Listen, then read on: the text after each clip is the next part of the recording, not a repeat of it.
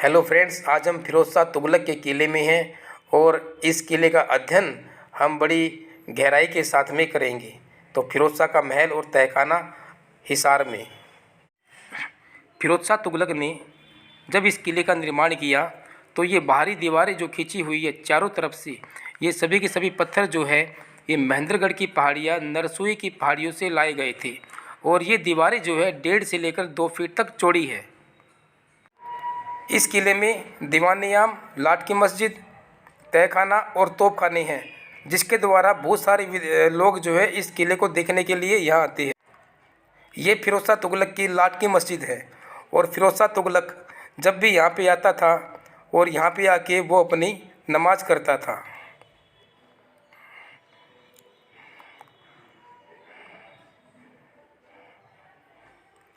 इसके अंदर का दृश्य देखिए, ये तकरीबन 25 फुट जो है लंबी है और इसी लाट की मस्जिद के अंदर जो है कुछ तहखाने बने हुए हैं, लेकिन फ़िलहाल वो बंद कर दिए गए हैं।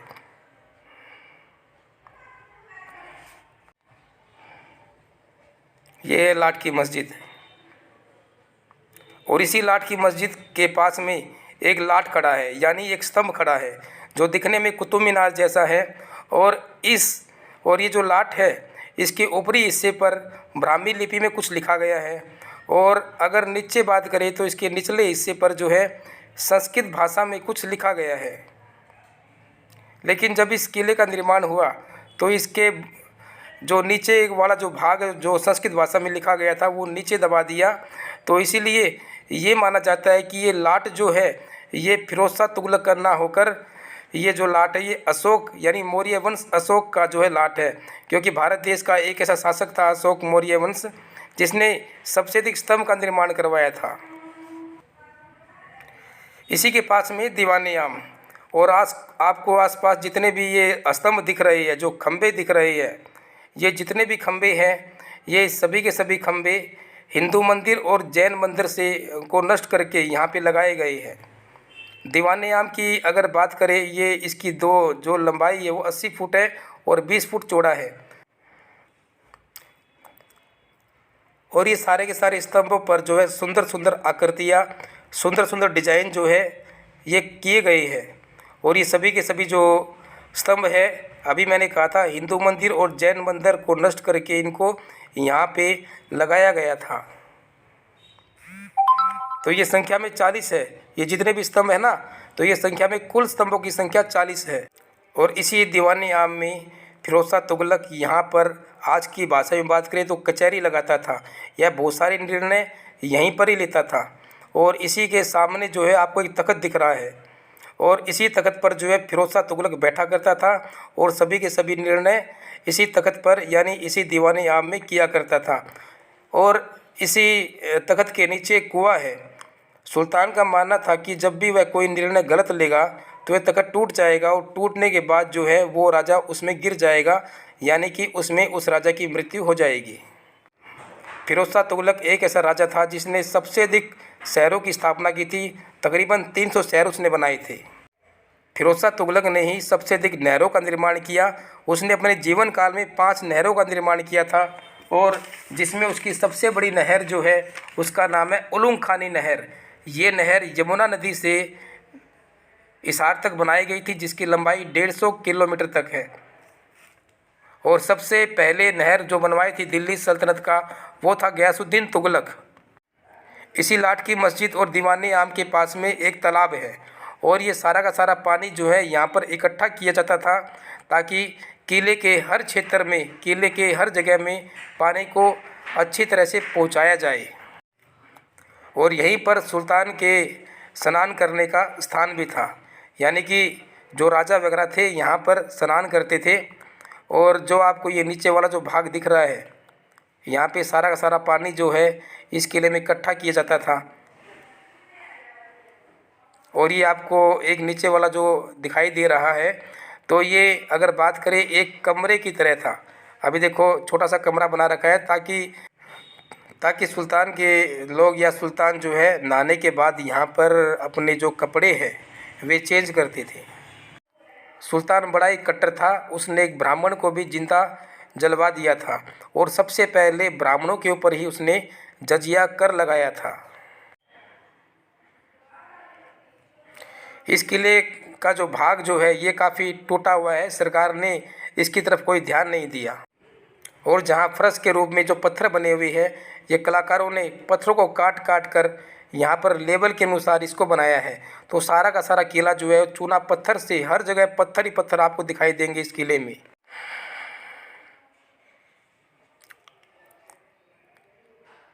ये सारा भाग जो है अभी टूट फूट सा गया है कि सरकार ने इसकी तरफ कोई ध्यान भी नहीं दिया था।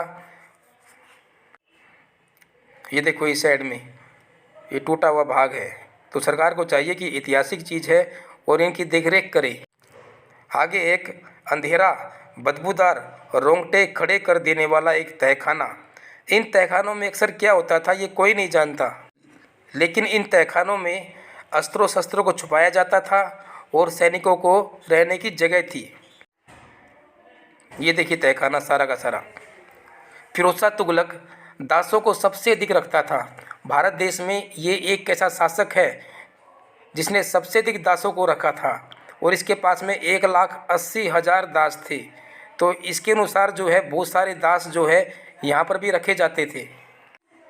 इन तहखानों में जगह जगह रोशनदान बने हुए हैं ताकि जो है सूर्य की रोशनी अंदर आ सके और पूरी तरह से इस तहखाने में अंधेरा ना हो। सुल्तान दास का शौकिया था, बहुत अधिक उसके पास में दास थे। तो तकरीबन माना जाता है कि यहाँ पर दासों को रखने की व्यवस्था थी। ये तहखाने दिखने में बहुत ही डरावने हैं और 5 बजे के बाद यहाँ पर कोई भी आदमी जल्दी से नहीं आता, क्योंकि यहाँ पर अजीबोगरीब तरह की आवाज़ भी आती है। बात करें तो ये पूरा का पूरा किला जो है तहखाने के द्वारा बना हुआ है। बहुत अधिक तहखाने हैं यहाँ पे। उसके बाद में ये किला मुग़लों के हाथों में आ गया था। बाबर ने लोधी वंश के ऊपर आक्रमण किया था और उसको अपने अधीन कर लिया था। और उसके बाद में बाबर ने ये किला हुमायूं को एक विरासत के रूप में दे दिया था। और मुग़ल वंश के समय इन तहखानों में क्या क्या होता था इनके राज भी कोई नहीं जानता, लेकिन इन तहखानों में जो भी स्तंभ खड़े हैं, जो खंभे लगे हुए हैं, उसमें अधिकतर खंभे हिंदू मंदिर और जैन मंदिरों से नष्ट करके इन तहखानों में लगाए गए हैं। और जब ये किला 1809 ईस्वी में ब्रिटिश सरकार के अधीन आया तो 1809 ईस्वी में यहाँ पर एक कैटल फार्म खोला गया था। इन तहखानों में अंदर जाने का रास्ता है, लेकिन बाहर अगर जाएं तो बड़ी मुश्किल से ही बाहर का रास्ता जाने को मिलेगा। और इसी तहखानों में 10-10 फीट तक जो है ये पैड़ियाँ बना रखी जो ऊपर छत की तरफ जाती है। ये देखिए सारा का सारा ये तहखानों की ऊपर की जो छत है और यहाँ पर बहुत सारे पत्थरों को रखा गया है, लेकिन ऊपर छत पर जो है पत्थर रखने का राज क्या है, ये एक राज बना हुआ है। इसके बारे में कोई नहीं जानता। बहुत सारे पत्थर यहाँ पे रखे गए थे। चारों तरफ से आपको पत्थर ही पत्थर दिखाई देंगे। ये एक तोपखाने का भाग है जो काफ़ी मात्रा में टूट सा गया है और यहाँ पर भी बहुत सारे अस्त्रों शस्त्रों को रखा जाता था।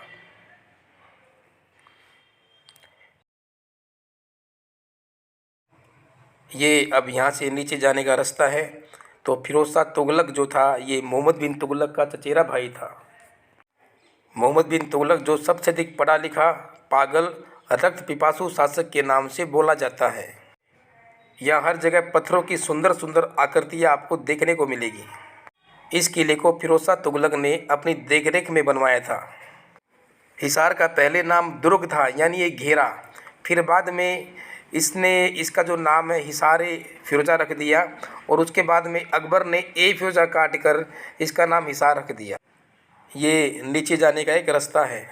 हम इस किले के नीचे की तरफ जा रहे हैं और सामने अगर आप देखोगे तो यहाँ पर चारों ओर से आपको जेल ही जेल मिलेगी। यानी कि जब भी किसी कैदी को बंदी बनाया जाता था तो उनको इसी कारागृह में डाल दिया जाता था। ये सभी की सभी जेल है। सभी के सभी कैदी जो है यहाँ पर आते थे और इनको यहाँ बंदी बनाया जाता था। और ये एक तहखाना, जो भाग ऊपर का था ना तहखाने का, वो ऊपर वाला भाग था, ये नीचे वाला भाग है। तो इस किले में बहुत सारे जो है वो तहखाने बनाए गए हैं। और मैंने पहले भी बताया था कि ये तहखाने जो है, क्योंकि दास जो है रखे जाते थे, 1,80,000 को रखने के लिए जगह भी होनी चाहिए, तो जिसके द्वारा फिरोज शाह तुगलक ने जगह जगह ये तहखाने बनवाए हुए थे।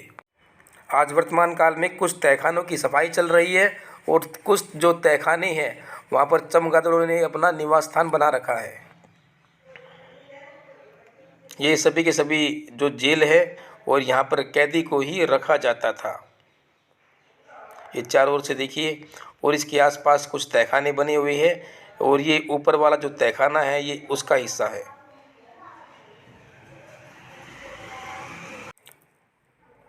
इसके आगे एक गुजरी महल है, वहाँ चलते हैं। सभी के सभी पैड़ियाँ जो है ये नरसुई की पहाड़ियों से बनाई गई है, पत्थरों से बनाई गई है। और जो ये आप सामने देख रहे हो यही गुजरी महल है।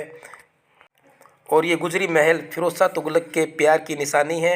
माना जाता था कि यहाँ पर एक गुजरी जो है वो दूध बेचने के लिए आती थी और उस समय राजा को उस गुजरी से अत्यधिक मात्रा में प्यार हो गया था और उसकी याद में ही उसने जो है एक गुजरी महल का निर्माण करवाया। जिस तरह शाहजहाँ ने मुमताज़ के लिए बनवाया था ताजमहल, उसी तरह फिरोज शाह तुगलक ने अपनी प्रेमिका के लिए इस गुजरी महल का निर्माण किया था। ये गुजरी महल का 5वां भाग है और ये फिरोज शाह तुगलक का जो किला जो था ये बहुत ही बड़ा था, लेकिन इसके बहुत सारे हिस्से को तोड़ फोड़ दिया है। लेकिन इस गुजरी महल में बहुत कम लोग यहाँ आते हैं और इसी गुजरी महल के आसपास आपको हर जगह देखोगे तो कब्र ही कब्र दिखाई देगी। हर जगह कब्र ही कब्र है। अगर गिनेंगे यहाँ पे तो तकरीबन 10 कब्र यहाँ पे आपको दिखाई देगी। लेकिन सबसे बड़ी विडंबना ये है कि ये कब्र है किसकी, इन कब्रों का राज क्या है, इसके बारे में कोई नहीं जानता। कुछ कब्र यहाँ पर भी हैं और कुछ कब्र जो है इसके आसपास में भी है, लेकिन ये जो कब्र है ये किसकी है इसके बारे में आज तक किसी को पता नहीं है। इस गुजरी महल के आसपास चारों तरफ से तहखाने बने हुए हैं, जो कि अब फ़िलहाल वर्तमान काल में इसको बंद कर दिए गए हैं। अगर सबसे अधिक तहखाने आप देखोगे इस किले में, आपको सबसे अधिक तहखाने नज़र आएंगे। लेकिन अब देखो बड़ी बड़ी जालियाँ यहाँ पे लगी हुई है, गेट लगी हुई है, तो इस तहखाने को पूरी तरह से बंद कर दिया गया है। ये तहखाने, इन तहखानों में अक्सर जो है दासों को ही रखा जाता था। दास को रखने की यहाँ पर जगह होती थी।